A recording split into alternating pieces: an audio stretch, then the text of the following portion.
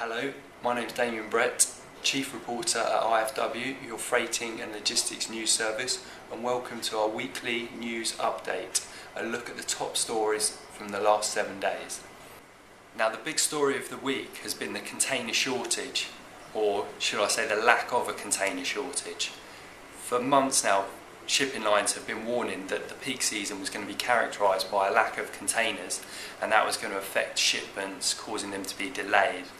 They also suggested that because of the shortage of containers, they were going to have to increase prices in order to get containers back to where they needed to be, by bringing in ships to ferry them back, and also by ordering more containers. Now, forwarder contacts have suggested that over the last couple of weeks they haven't actually noticed a shortage of containers, and a few reasons have been bandied about for this. Shipping lines have said that it could be down to the fact that volumes have weakened over the last few weeks, while forwarder contacts have suggested that maybe shipping lines just got it wrong.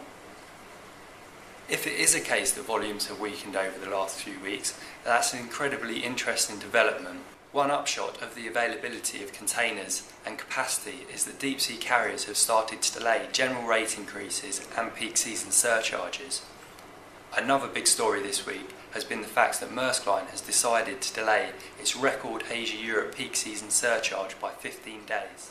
The Danish carrier will now implement its peak season surcharge at the beginning of August rather than mid-July. Now, I tried to speak to Maersk, but they were unavailable for comment because they were about to enter their quiet period in line with Danish stock market requirements. But a source at a shipping line suggested the reason for the delay in peak season surcharge was the fact that volumes had weakened. This is Damian, podcasting for IFW. If you have any comments on this podcast or any of our other stories, please visit ifw-net.com and supply us with your comments. Thanks for listening.